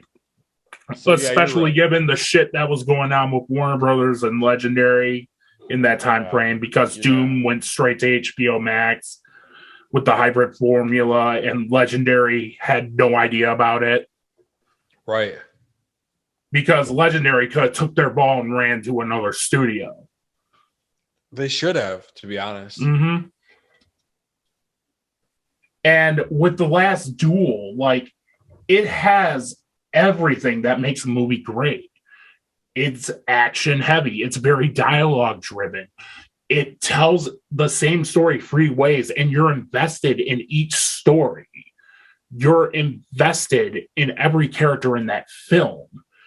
And there are some really evil characters in this film, but you get where they're coming from.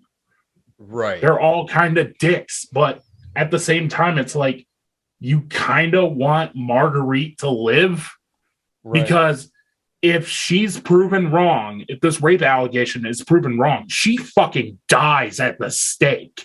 She gets burned at the stake. Which, spoiler alert on that. And Ben Affleck and Matt Damon just returned and gave their pure energy to it. And Nicole Hollis Center, I believe her name is.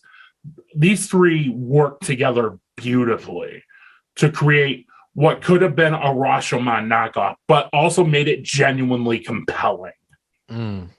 Yeah. I mean, there's just so much work that goes into some of these films that get just like trashed. They don't get nominated. I mean, again, like, you couldn't find 1 spot for fucking Last Duel. Exactly.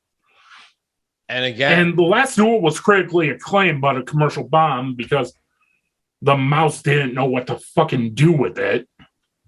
Well, again, if you want more insight, and I'll suggest this again, but go listen to the Ben Affleck interview with Howard Stern once again. I bet. He talks about how Hollywood fucks with people, how they invite you to things and then trash you, and then they give you a fuck you nomination, and they give you like a maybe nomination. And when he won for Argo, he just absolutely couldn't believe it, because that was his like maybe nomination, but they fucked him on, they gave him director and not actor. I don't know, whatever, but like they like just like fuck. He didn't win director. He won screenplay, right? Yeah, he won screenplay. He won screenplay. He lost director. He lost actor. That's what it was. Yeah. And he was like, they just did that on purpose. But I wasn't he's like, I was getting ready to like, call it a night, and then they called my name. And he's like, up to that point, I'm like, these motherfuckers just, lied to get me here, kind of thing. It's like what Eminem says about the Grammys, and it's the same fucking thing, Yeah. And with that said, let's go to the original screenplay. We have Belfast, Don't Look Up, King Richard, Licorice Pizza, and The Worst Person in the World. My will win is Licorice Pizza. My should win is, and I'm going to get attacked on Twitter for saying this, Belfast. And my snub is Spencer. Yeah, Spencer's a good snub. I agree with that snub. Especially given Don't Look Up is nominated. Yeah. Because Don't Look Up, I don't think is Adam McKay's best work by a long shot. And even then, I'm pretty sure the Line-O-Rama was what was carrying that film. Yeah, I think there's something to be said. There's lots of good stuff on Netflix, and I'm not knocking Netflix or whatever. Like, there's good shit there, but like, I do feel though, when's the last time you saw something that was A+++ on Netflix? The Mitchells versus the Machines. Okay, so one time. Because The Irishman. Yeah, to me that was an A, but not a ++. So I don't know. I feel like the top-notch stuff, Netflix sort of is like, well, you got a B plus here, but with our marketing, or whatever. So I see what you mean about Adam McKay.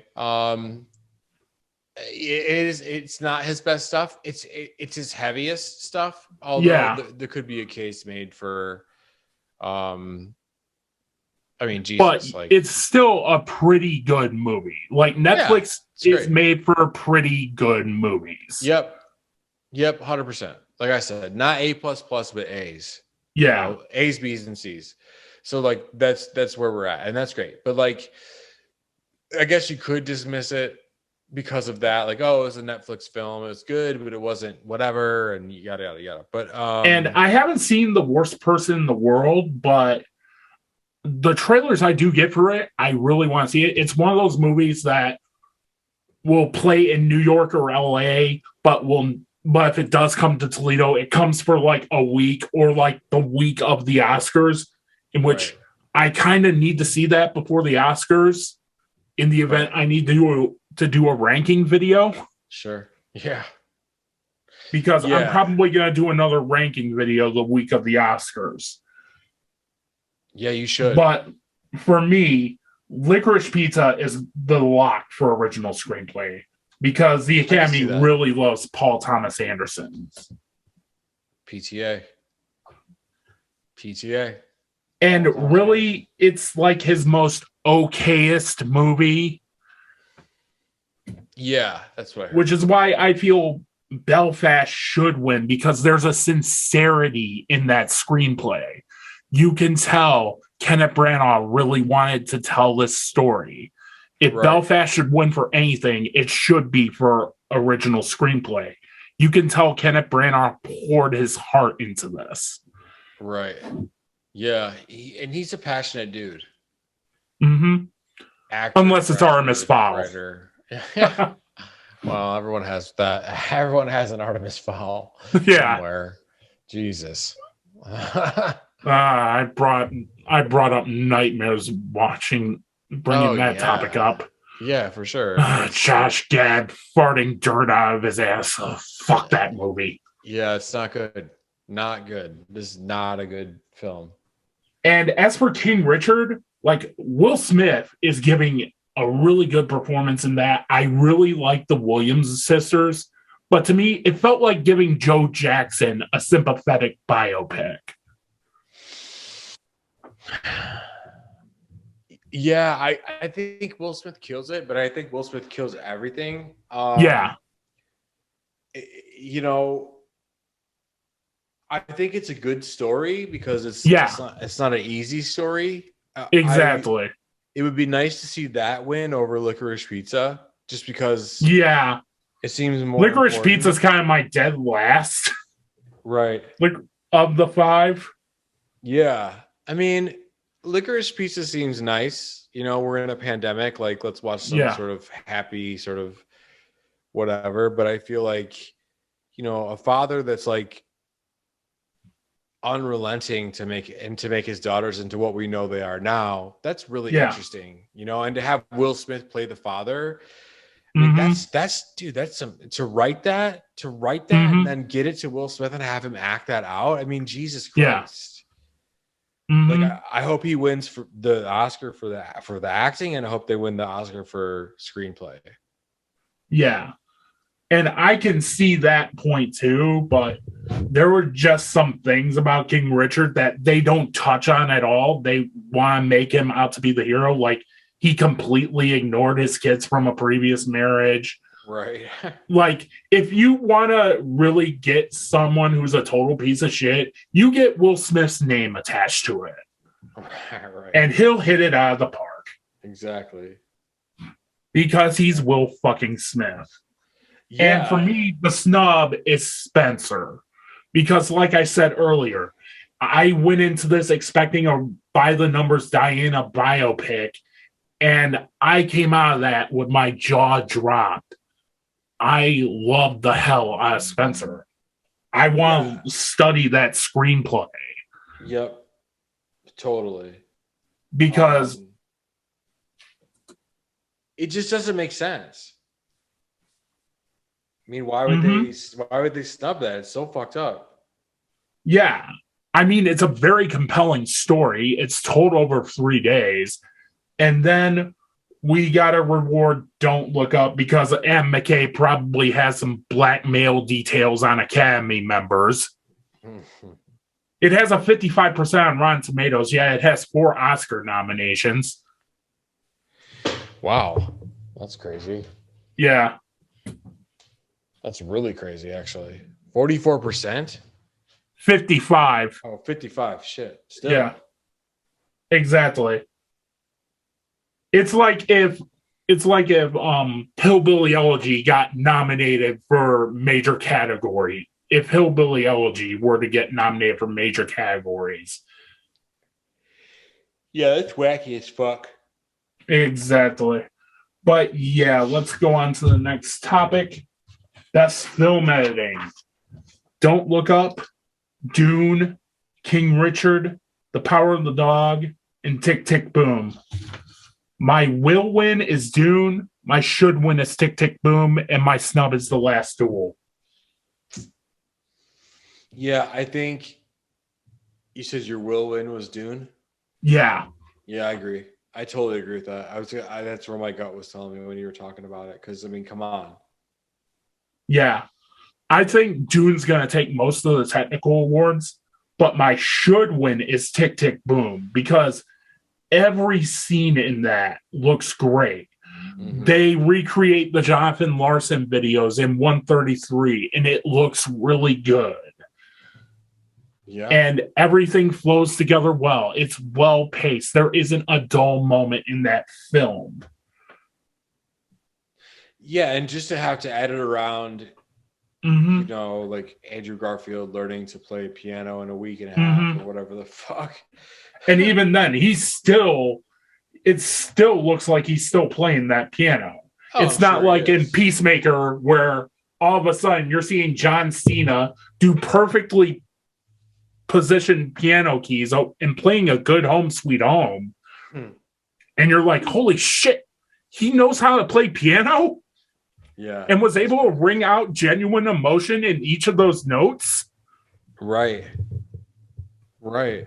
How did this pro wrestler actually get me to tear up a little bit?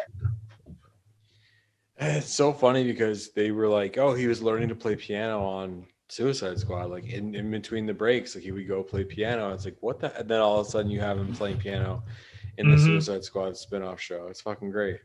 Yeah. But any one of these are really good choices because I felt the tennis scenes in King Richard were really good. The Power of the Dog is is well shot, well edited, but it's kind of poorly paced. That's why I said it isn't exactly my tempo. That's more or less on the writing side for me. Yeah. Yeah, I mean, But as an overall whole, I really liked The Power of the Dog for what it was. right. Totally. But for me, the snub is The Last Duel because, again, you're telling this Rashomon style story, and you have to do this in three different ways. You have to do you have to do different performances for each of these layers, especially with Jodie Comer's role, because she's different in each one of these segments. Yeah. Yeah, for sure. And that's And about to tell that same story three ways and have it be engaging. right. That's why I feel The Last Duel got snubbed. And honestly, you could swap out Don't Look Up for The Last Duel because The Last Duel did a lot more editing wise than Don't Look Up did. All right. Best makeup and hairstyling, Coming to America, Cruella, Dune, The Eyes of Tammy Faye, and House of Gucci. My will win is Dune. My should win is Cruella. My snub is Suicide Squad. Yeah, I agree on the snub. I think there'll be a battle between House of Gucci and Dune. I think Tammy Faye should win. Yeah. Yeah. Any one of these is a lock because even though I fucking hated Coming to America, one thing I couldn't deny about that was the makeup, costumes, and hairstyling. Right. Those were all on point. Like any one of these could win, and I'm happy. And with The Eyes of Tammy Faye, like you are watching Tammy Faye, not just in performance, but as a person. But with Dune, I feel that's going to be the safe choice, and the Academy leans more towards the safe choice. But with Cruella, with her hairstylings, her makeup, I'm seeing so many of my models rock the dual tones in their hair now. Yeah. And I think that's a really cool look. For sure. Absolutely. If we're talking about makeup. And here I am, a straight guy talking about makeup and hairstyling, but yet I'm a photographer and I kind of notice these things. I mean, I don't think any of that shit has anything to do with it anyway. I think that we're at a place. It's 2022. You can like what you like and be whatever. Exactly. You want. So I think you're fucking good to go. But I mean, you notice those things also too because you have a filmmaker's mind, you know. So it's like you need to know what's up, you know, and like I just think they really, the more that we every category, it's like, dude, like I'm about to, like, as soon as we are done with this, I'm gonna go watch The Last Duel because I feel fucking bad. Yeah. You know what I mean? Like they really snubbed it, dude. Yeah. And with the Suicide Squad, with Harley Quinn's makeup, you're seeing all these practical effects too. Mm-hmm. You're seeing all these practical makeup effects too. And I was on board with most of that, which is why I lean towards the Suicide Squad. Mm-hmm. Yeah. And there really isn't much to expand upon with that. So let's just go to animated feature, which is Encanto, Flea, Luca, The Mitchells versus the Machines, and Raya and the Last Dragon. My will win is Encanto. My should win is Mitchells versus the Machines. And my snub is Ron's Gone Wrong because I needed something to fill it out. And the couple of things I did see from Ron's Gone Wrong when my nephews were over, I kind of liked it. Yeah. I mean, I think that there is only one winner here. You know, it's Encanto. 100%. And I really do like Encanto, but for me, The Mitchells versus the Machines was next level, where everything was firing on all cylinders. You were investing in Katie Mitchell's story. It truly does have some of the best action sequences of the year. And yes, Encanto is colorful, it's beautiful, it's gorgeous. But the Mitchells versus the Machines, going back to what I said, is punk rock. Yeah, I mean, totally. And a lot of people are singing that film's praise, you know? For me, it's between those two. I haven't seen Flea because, again, that's another one of those movies that plays in New York or LA. Mm-hmm. And if it does come to Toledo, it's only here for a week. Luca, I think, is one of Pixar's worst because to me, it's a cynical 2-hour Vespa commercial. I wish I liked that film more than I did. And then there was Raya and the Last Dragon, where there's like this really A-plus story going on here. And then you have Awkwafina being comedy relief Last Dragon. Yeah. When you know Awkwafina can crush it in dramatic roles. Totally. Like, yeah, have her tell a joke here and there, but don't have her be the full-on comic relief. Mm-hmm. Honestly, I like Awkwafina better as a dramatic actress than I do comedic, which is why I liked her in Shang-Chi, as she did the performance she should have did in Raya the Last Dragon in Shang-Chi. Right. Yeah, I mean, she's just good. She's a good stand-up comedian. She's a good comedian. She's a good actor. She's a good fucking, you know, she just has a good presence. And with Ron's Gone Wrong, like, the word I'd use for that is cute. I mean, sure, it wouldn't be the front runner, but I think that could have had a nomination somewhere. But Flea, they wanted to put in just so they had a prestige pick. Like, they'll nominate something like Windwalkers or something like that. Right. But they know damn well who's paying the bill for that best animated feature. So it's going to Encanto. Right. All right. So anyway, let's go on to the next one because I think we're rambling on long enough. Best original song, Be Alive, Be Alive from King Richard, the Beyonce song. Dos Oruguitas from Encanto. Down to Joy by Van Morrison. No Time to Die by Billie Eilish. And Somehow You Do from Diane Warren. Will should win. This is a lock. No Time to Die. Because if it were We Don't Talk About Bruno or Surface Pressure, this would be a slugfest. Yeah, I agree. And that goes into my snub. And I know you said you didn't like this song, but I get why We Don't Talk About Bruno is popular. Right. It's a really well-made, well-constructed song. Is it something I'd put on my Spotify playlist? No.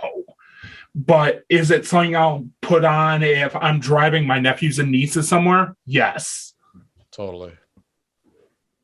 But and in general, those songs from Encanto are all well-made. Dos Oruguitas, I'm probably butchering that pronunciation. Yeah, it's a nice song. It's the emotional climax of it, but it's just that. It's a song made for exposition. It's the soundtrack to exposition. Whereas I feel No Time to Die perfectly ties into the film itself. Right. Whereas one thing I love about Billie Eilish, The World's a Little Blurry, is that Phineas straight up shit talks writings on the wall. And it's like, fuck, I love you guys even more now. Right. Because I fucking hate the writings on the wall. Because you have Thomas Newman giving this A-plus orchestral arrangement, and you get the right person to do that, like an Adele or an Ellie Goulding or someone like that. Someone who can bring it. And then you have Sam Smith trying out for American Idol over it. And that won over the way better song that year, About Rape, from Lady Gaga, Till It Happens to You, which, yeah, I can see why The Last Duel isn't getting any love from the Academy. They still want to think they're Harvey Weinstein. Yeah. But Go ahead. No, I mean, there's just, I think No Time to Die is, I mean, it's just so strong. Yeah. It's just so strong. I mean, and when you watch them compose this with Billie Eilish using like the Blue Yeti microphone, and they're doing this on tour, and you can see the pressure of them trying to write a Bond song, that makes me like this song even more. Yeah, absolutely. As you're seeing the sausage being made, but the sausage is really fucking good. Yeah, I mean, I love that song, and it's just so strong, and it's strong in the sense that it's a good Bond song. It's strong in the sense that it's Billie Eilish, but it's also strong in the sense that it's like it's the last Bond song for Daniel Craig. Exactly, and he went out on a banger because his odd number Bond themes are fire. You Know My Name, Skyfall, and No Time to Die. But he also has some of the worst Bond themes, like the one with Jack White and Alicia Keys. I can't stand that song. And it's like you could tell they have zero chemistry together. They recorded it separately. And then there's the aforementioned Writings on the Wall, which we already talked about at length. But yeah, No Time to Die is the total lock for that. Now let's go to cinematography. There's Dune, Nightmare Alley, Power of the Dog, Tragedy of Macbeth, West Side Story. It's a rough and one. This is a gun-to-head choice because all 5 of these are good choices. But from the clips I saw, and I'm probably watching this after I log off, my will and should win is Tragedy of Macbeth. That's solid. And that leads into my snub, The Green Knight. Yeah, what the fuck? Yeah, because The Green Knight is a gorgeous looking film. Even though I didn't 100% love it like everyone else does, it's a gorgeous looking film. It's wildly ambitious. But if the Tragedy of Macbeth's going to win anything, I feel it would be for cinematography because you're seeing filmic black and white. Whereas with Belfast, it clearly looks digital. Yeah, 100%. And some of the little clips I've seen, I'm like, holy shit, that is a great fucking shot. And then Dune, I feel the competition Tragedy of Macbeth would be Dune or The Power of the Dog. Yeah, or probably. Nightmare Alley looks good, but it looks digital. Like, that's one of those films that if it were shot on film, it would be my will should win. Right, totally. And we already covered that already. And I have 2 more, and I think we're done. Okay. All right. Production design. Let's just run through these really quick. Sure. All right. Dune, Nightmare Alley, Power of the Dog, Tragedy of Macbeth, and West Side Story. My will win is Power of the Dog. My should win is West Side Story. My snub is, you guessed it, The Green Knight. Of course. I think that for some reason, West Side Story is going to take this one. I have no idea why. Yeah. Fuck it. I'm just going to say it, you know? Yeah, and both of us could be wrong either way.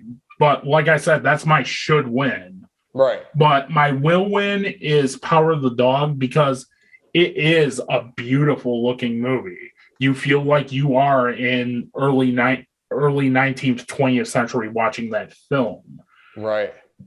And and this is one of those categories where I wouldn't be upset if any of these won. Because Doom looks great. Nightmare Alley looks great. Power of the Dog looks great. Tragedy of Macbeth, from what I've seen, looks great. West Side Story looks great. But I'm just going from my gut with these. Yeah, I mean, you have to, right? Exactly. And with The Green Knight, it's, like I said, little details in The Green Knight just makes me angry that this didn't get at least technical awards. Like the little details on Gawain's costume or the Green Knight himself or the textures that are added to King Arthur's court. Mm-hmm. Yeah, I mean, they just fucking bounced that whole thing out of there. Yeah. Bunch of dicks. And visual effects, Dune, Free Guy, No Time to Die, Shang-Chi, and Spider-Man. Will should win as Dune, no questions asked. Right. Another tough category. And my snub is the Suicide Squad. Of course, yeah, because I mean, come on, what the hell? Yeah. I think either Dune. Oh, and actually, dude, I don't know. I mean, this is tough. Fuck it. I'm gonna say Dune or Spider-Man. Actually, no, I'm gonna change it. Go ahead. I'm gonna say Shang-Chi or Spider-Man. Right on. Right on. And yeah, they both look really good, but for me, the Suicide Squad was next level as it combines CGI with practical beautifully. You're seeing scenes straight out of a horror movie with the Suicide Squad. You're seeing actual heads being blown off. Yeah. And I kind of like when a film uses practical when they can. Right. Me too. Always. And for me with Dune, this is probably going to be one of the main ones because it's a gorgeous looking movie. The visual effects look great. The sandworm is terrifying. But with Free Guy, that could be bounced off. Like, Free Guy is fine. I just wouldn't put it as visual effects. Mm-hmm. No Time to Die, a lot of great practical action sequences. I wouldn't put that with visual effects.